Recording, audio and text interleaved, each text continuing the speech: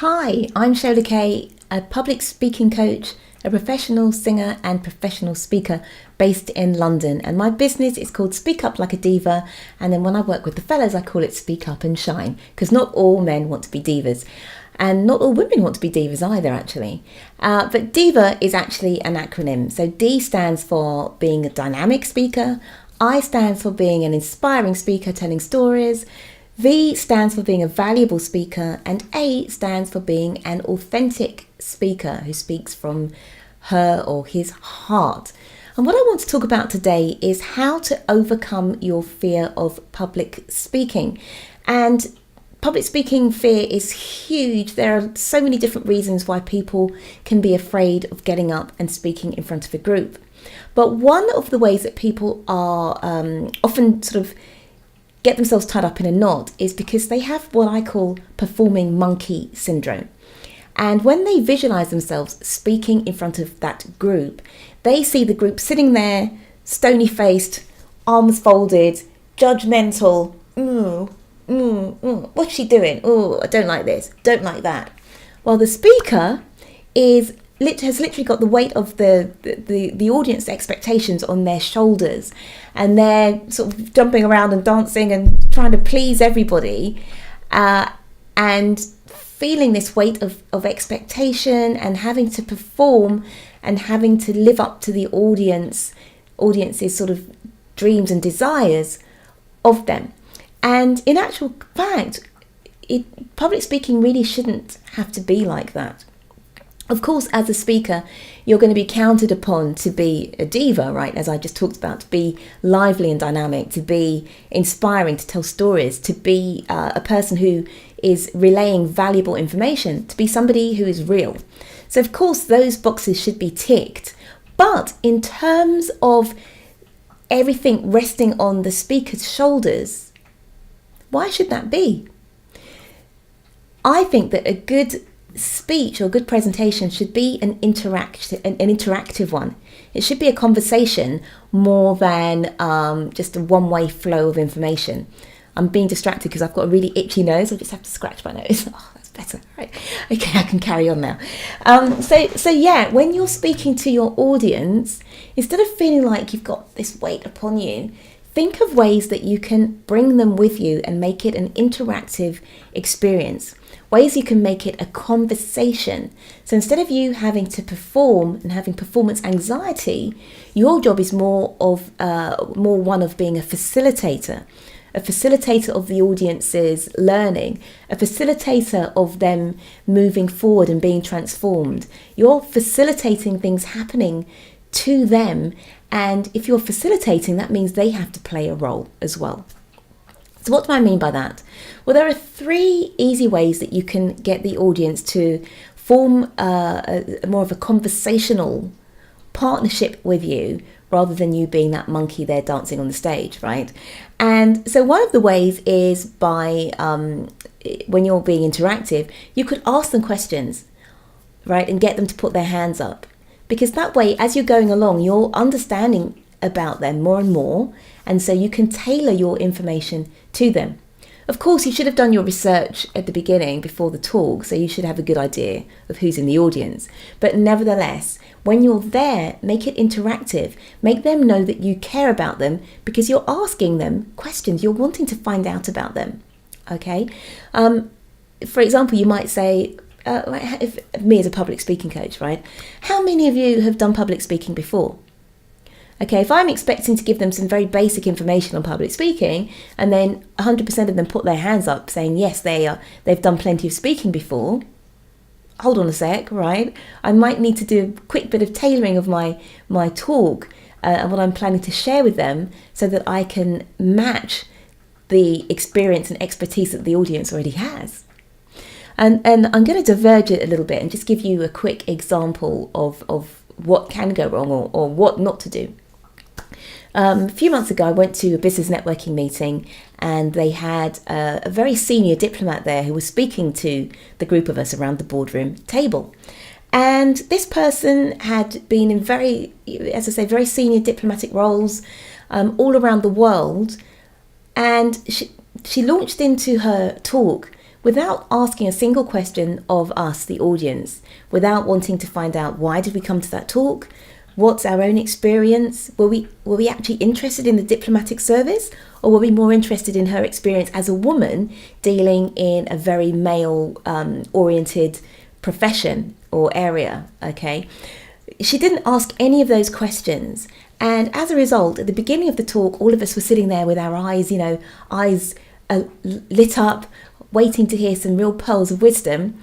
And then by the end of the talk, we were all sort of like, the eyes are rolling in the back of the head. A few people had got their mobile phones out because this person had not asked us a single thing about ourselves. She had not checked in with us along the path of the trajectory of the talk.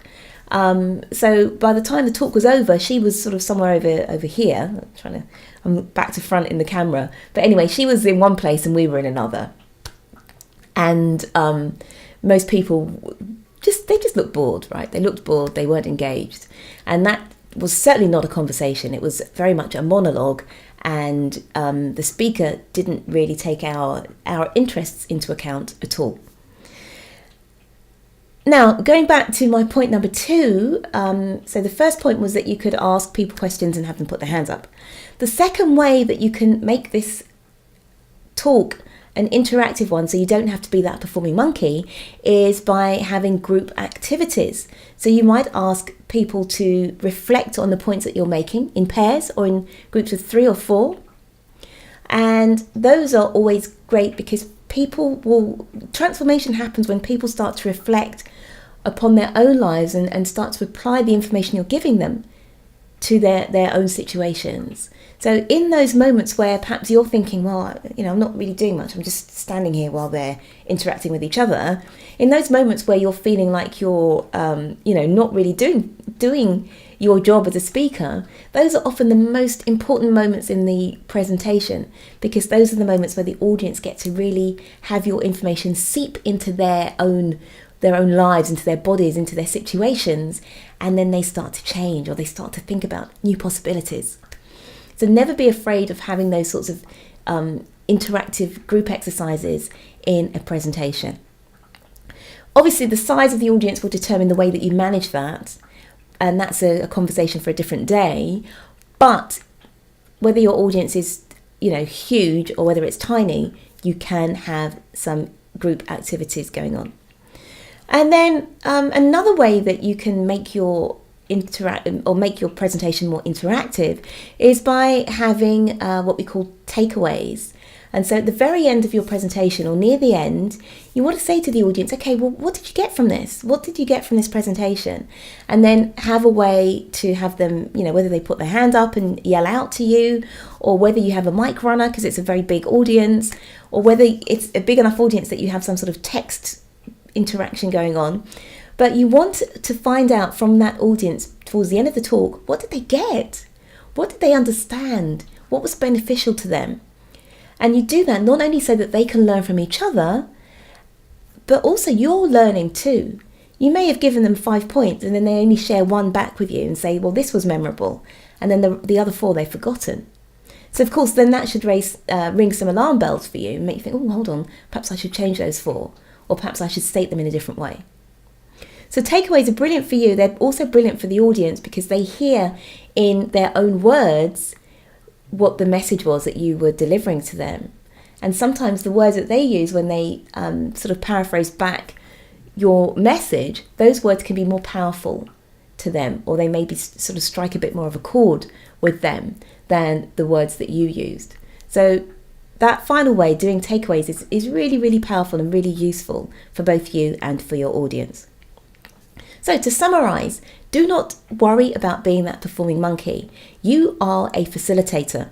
Obviously, in some situations like a TEDx talk, for example, or a TED talk, or very formal presentation, you may not have the opportunity to include these group exercises. But at the very least, you could still have a hands up, or 2 or 3 hands up during the course of that presentation. Why not? Why not show the audience that you care about their opinion, you care about who they are and where they are on their journey by soliciting a bit of feedback from them? So the 3 ways are hands up, having group activities, and then making sure that you have a takeaway.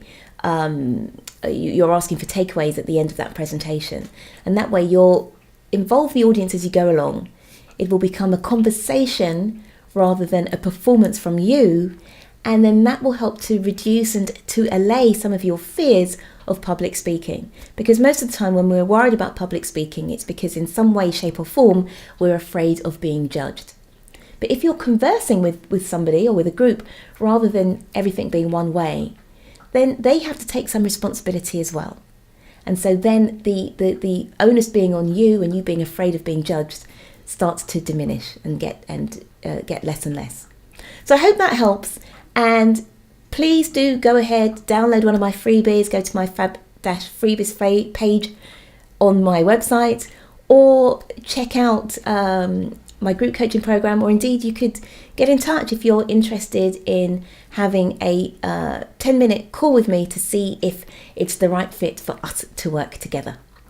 Wherever you are, whatever you're doing, have a brilliant day, and I'll speak to you soon.